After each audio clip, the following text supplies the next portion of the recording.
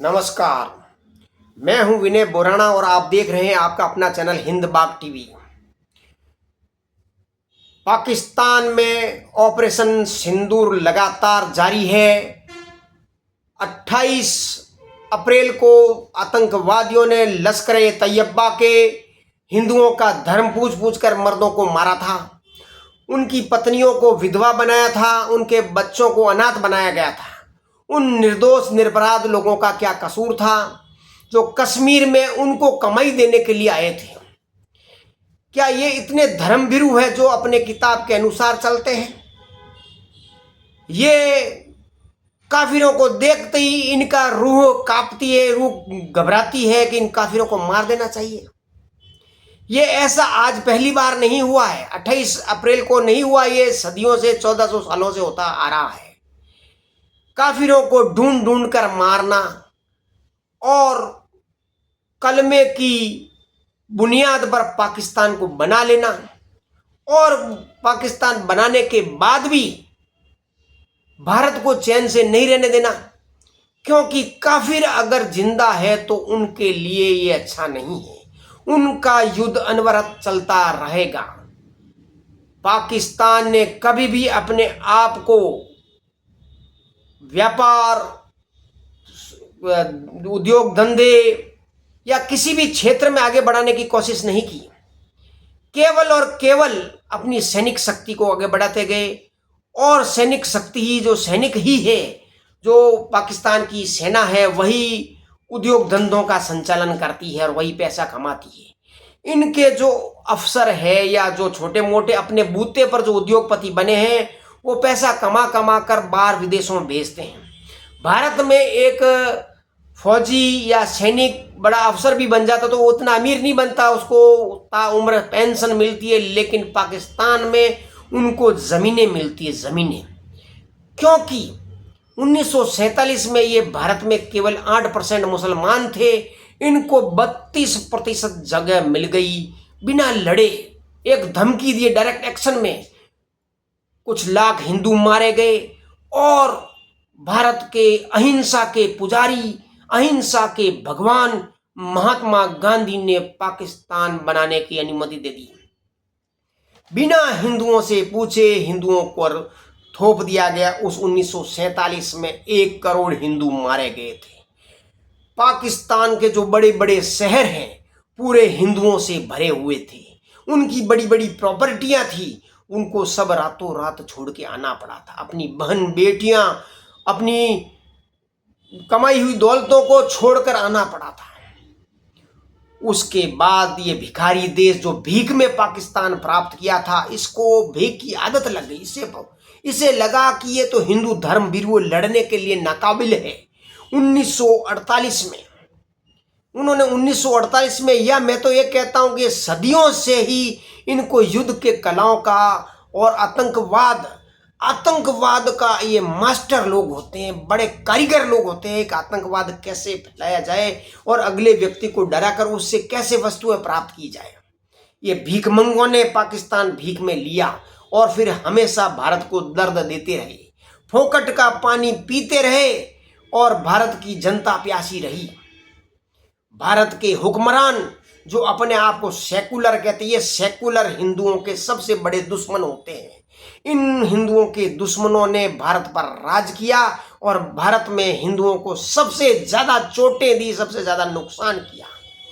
1948 में कबाइलियों का नाम लेके जो 45% ब्रिटिश भारत से जो मुसलमान सैनिक गए, उन्होंने है जो कश्मीर पर कब्जा करने की कोशिश की, क्योंकि उन्हें पता था एक था शेख अब्दुल्ला जो हमेशा संयुक्त पंजाब के मुसलमान नौजवानों को ले जाकर कश्मीर की घाटियों में बसाता था और महाराजा हरि सिंह को कहता था, निकलो हरि सिंह, हम मुसलमानों का ये स्टेट है, हम राज करेंगे।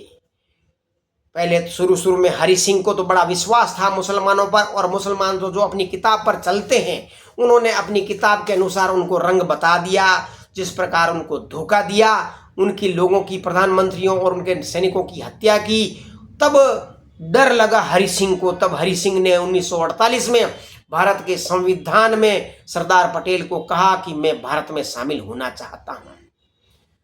तब सैनिकों ने, मुसलमानों ने सोचा कि क्या मालूम ये कश्मीर हमारे पास आ जाए। 1948 में उन्होंने नाटक किया दुनिया के सामने कबाइलियों के रूप में कि कबाइलियों ने कब्जा कर लिया है, कबाइलियों ने हमला कर लिया कश्मीर पर।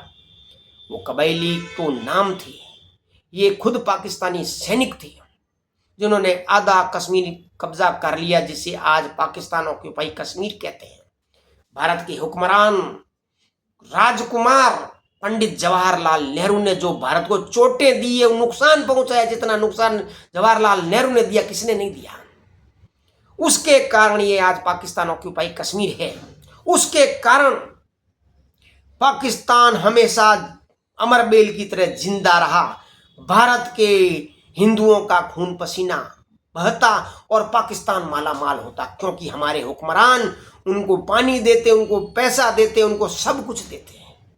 और हम यहाँ मेहनत करते, हमें आरक्षण का लॉलीपॉप देके हमें अब हिंदुओं को आपस में लड़वा दिया गया, जातिवाद में बांट दिया गया। और आज उनका राजकुमार भी जो राहुल गांधी, वो भी जातिवाद करता रहता है, गरीबी हटाओ करता रहता है, और हिंदू इनकी बातों में उलझते रहे। फिर आया 1962 को। 1962 में पड़ोसी चीन, जो कि अपने आप को सबसे बड़ा दादा मानता था, उनको कई बार हिंदू राजाओं ने, जैसे कनिष्क है, महाराजा रणजीत सिंह है, उससे पहले एक राजा हुआ करता था जो नाम याद नहीं आ रहा है, जो चीन को कई बार दबा के रखा था। उसके कारण यहाँ से 5000 साल पहले चीन की जो दीवार बनी थी, कोई मंगोलियों के डर से बनी नहीं थी, वो भारत के राजाओं के डर की वजह से बनी थी। भारत के राजा बड़े बहादुर हुआ करते थे। चीन ने दीवार इस वजह से बनाई। चीन कभी युद्ध नहीं कर सकता, वो कभी युद्ध नहीं कर सकता। जो बिल्ले आपस में लड़ते हैं, अपने शरीर को चौड़ा कर लेते हैं, जैसे सामने वाला बिल्ला डर जाएगा, और ऐसी भयानक भयानक आवाजें निकालते हैं, बस यही कर सकता है। और उसने 1962 में यही किया था। हमारे राजकुमार पंडित जवाहरलाल नेहरू ने, हमको लड़ना नहीं, हमें फौज की जरूरत नहीं है, उसने हथियार डाल दिए। आज अक्साई चीन के पास, और इसका एक राजकुमार राहुल गांधी जो बक करता रहता हमेशा कि बीजेपी ने इतनी जगह गंवा दी। यार गंवाई तो तेरे पापा के नाने ने गंवाई है, और तू नाम ले रहा मोदी का, बीजेपी गवर्नमेंट का नाम ले रहा है। 1962 में जो चोट दी, और वो अहिंसा के पुजारियों ने हिंदुस्तान का जो नुकसान किया है, बहुत भारी नुकसान किया है। उसके बाद में पाकिस्तान को लगा कि 1962 की जंग में जूत खाया हुआ है भारत, इसको फिर है जो कमजोर भारत को फिर पीटा जाए और कश्मीर को कब्जा कर लिया जाए। लेकिन हमारे लाल बहादुर शास्त्री साहब ने ऐसा पीटा 1965 में, उसके अमेरिकन पेटेंट टैंकों के कब्रिस्तान बन गए। सब उनकी हाल बखियां उधेड़ दी गई, पूरी आधे पाकिस्तान पर कब्जा कर लिया गया। लेकिन हाय रे किस्मत, भारत के अंदर स्लीपर सेल सदैव से रहा है। उसने ताशकंद रूस जाते हुए भी, वहां पे भी उन्होंने है जो लाल बहादुर शास्त्री की हत्या कर दी, और जीते हुए प्रदेश वापस दे दिए गए। फिर आया साहब 1971, क्योंकि हिंदू धीरे धीरे जागृत हो रहे थे, और पाकिस्तान के मुसलमान, पूर्वी पाकिस्तान के मुसलमानों को मार रहे थे। ये मुसलमान को क्यों मार रहे थे?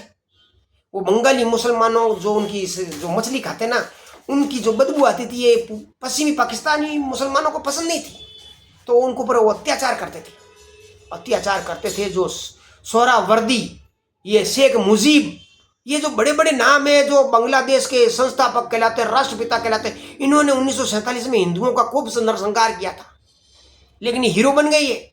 इनको बांग्लादेश में इंदिरा गांधी ने बनवाया, और पाकिस्तान के दो टुकड़े हो गए। इंदिरा गांधी फिर सत्तारूढ़ होना चाहती थी, क्योंकि हिंदू जागृत हो रहे थे, वोट बड़े सोच समझ के दे रहे थे। तो उन्होंने क्या किया, इंदिरा गांधी ने है जो पाकिस्तान से घुसपैठियों को बुलाने की शुरुआत कर दी। घुसपैठी आते और वोट डालते, और कांग्रेस का शासन आ जाता। उसके पश्चात साहब हिंदूवादियों की सरकार आई 1999 में। कारगिल पर ये मुशर्रफ को लगा कि हमारे पुरखों ने हिंदुस्तान पर राज किया है, तो हम क्यों नहीं राज करें, हम भी राज करने का हमारा भी अधिकार है। तो उसने अनजान पड़ी कारगिल घाटी के अंदर अपनी फौज को घुसेड़ दी। जब पता चला गडरियों को, तो उन्होंने कहा भाई साहब ये पाकिस्तान की फौज आ गई है। तो अटल बिहारी वाजपेयी साहब ने धां धूं करके कारगिल में इन पाकिस्तानियों को खदेड़ा। चार बार मुंह की खाया लेकिन माना नहीं, बार बार आतंकवादी घटनाएं करता रहता। जब कांग्रेस का शासन होता तो रोज पूरे हिंदुस्तान में कहीं न कहीं दंगे होते रहते हैं, बम विस्फोट होते रहते हैं, भारी सरकार को भारी संपत्ति का नुकसान होता रहता। जब से मोदी साहब आए हैं उन्होंने अपने देश का रुख ही बदल दिया। आम हिंदुस्तानी को लगा कि ये हिंदुस्तान हमारा देश है। पहले उनको नहीं लगता था, पहले लगता था कि अब मारेंगे, अब ये मारेंगे, अब ये मारेंगे। अब वो खुल के जी रहे हैं, वो खुल के जागृत हुए हैं। राष्ट्रवादियों का समय आ गया है। 2014 से लेकर आज 2025 तक पाकिस्तान की छकड़ी बुला दी गई है। नोटबंदी ने पाकिस्तान की कमर तोड़ दी थी। कितने दुर्भाग्य की बात है कि क्वेटा और लाहौर की सरकारी प्रेस में भारत के नोट छपते थे, एक नेपाल के रास्ते और एक है जो दुबई के रास्ते आते थे, और ये कांग्रेसी दलाल है जो ऐसे काम करने देते थे। 1947 में जब यूपी, बिहार और यहाँ के लोग रहने वाले मुसलमानों ने है जो पाकिस्तान बनाने की वकालत किया कि दंगे किए कि पाकिस्तान बनना चाहिए, और वहाँ के जो आज का जो पाकिस्तान है, बलूचिस्तान हो चाहे वो खैबर पख्तूनख्वा हो, उन लोगों ने विरोध किया कि हमें पाकिस्तान नहीं चाहिए। तो साहब पाकिस्तान तो बन गया इनके कहने पर, और 8% जो आबादी थी यहाँ से भारत में करीबन 5 करोड़ मुसलमान थे, उसमें से केवल 70 लाख मुसलमान पाकिस्तान गए, बाकी के यहाँ रह गए वापस पैदा करने के लिए। आज 25 करोड़ मुसलमान हिंदुस्तान में। जब वो 70 लाख हिंदुस्तान के मुसलमान पाकिस्तान में गए, उनको मुहाजिर कहा जाता है, अपनी हिंदी में शरणार्थी कहते हैं, उर्दू में मुहाजिर कहा जाता है। तो साहब पहले कराची थी पाकिस्तान की राजधानी, मोहम्मद अली जिन्ना ने वहाँ बनाई थी। तो सब के सब है जो दौड़े यहाँ के मुहाजिर पाकिस्तान में 70 लाख, अधिकतर वहाँ जहाँ हैदराबाद, सिंध और कराची में मुहाजिर ज़्यादा हो गए, तो वहाँ के स्थानीय सिंधियों और मुहाजिरों के बीच में दंगे शुरू हो गए। कई वर्षों तक दंगे रहे। अल्ताफ हुसैन जो आज भी इंग्लैंड में रहता है, वो भी मुहाजिर कहता रहता था, मनमोहन सिंह को भी कहा था कि भाई साहब मुझे जो वापस इंडिया में ले लो। तो मनमोहन सिंह ने जो ऐसा नहीं, मनमोहन सिंह ने ये जरूर कहा कि भारत के सभी संसाधनों पर मुसलमानों का अधिकार है, ऐसा कहा था उसने। तो ऐसा कहा था तो क्या हुआ, दंगे तो बंद हो गए अब सिंध में, लेकिन दंगे बंद हुए कैसे, वो कैसे बंद हो गए?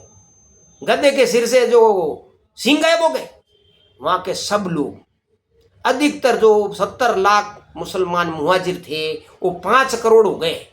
लगभग 5 करोड़ मुसलमान है जो धीरे धीरे करते 8 करोड़ हो गए, और वो कराची के हवाई जहाज से बैठते और काठमांडू के हवाई अड्डे पर उतरते और भारत में एंटर हो जाते, क्योंकि नेपाल और भारत का तो बॉर्डर खुला हुआ है, और वहाँ पूरे भारत और नेपाल के बॉर्डर पर हजारों की तादाद में मस्जिदें हैं। वहाँ पे वो पाकिस्तानी मुसलमान आते और 2-4 दिन रहते, और मुल्ला साहब है जो इंडिया के अंदर उनको भेज देते कि जाओ तुम उस इलाके में जाओ। इनका जो नेटवर्क है, इनका जो ऑर्गेनाइज है, इनका जो संगठन है, इतना तगड़ा है कि हिंदुस्तान में कहीं भी कोई मुसलमान जाए उनको जगह मिल जाती है।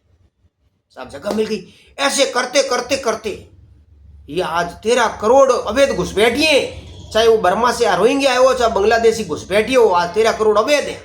अभी जब ये 28 अप्रैल का जो पहलगांव कांड हुआ, तो मोदी साहब ने, भारत सरकार ने आदेश दिया जो भी पाकिस्तानी उनको निकाल दिया जाए।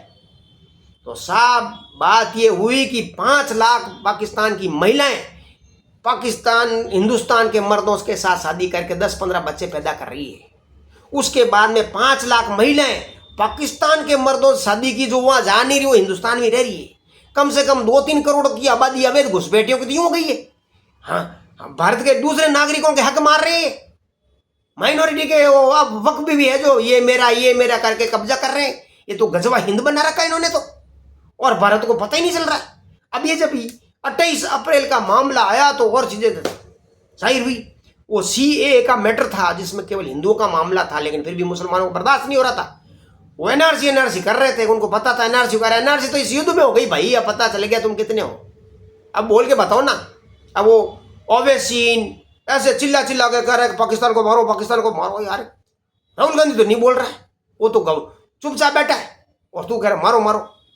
अरे साहब, जब ये एयर स्ट्राइक हुई है अभी जो 9 इलाके में भारत ने अपने हवाई जहाजों से मिसाइलें ठोककर बहावलपुर और पंजाब के 4 इलाके और 5 इलाके पाकिस्तान ऑक्यूपाई कश्मीर पर इन्होंने हमला करके आतंकवादियों की कमर तोड़ दी। जैश ए मोहम्मद का जो कंधार हाईजैक कांड का जो जगरक था, उसका भाई, उसका पूरा खानदान मारा गया। उसको बोलना पड़ा कि मैं क्यों नहीं मारा गया, मैं ही मारा जाता।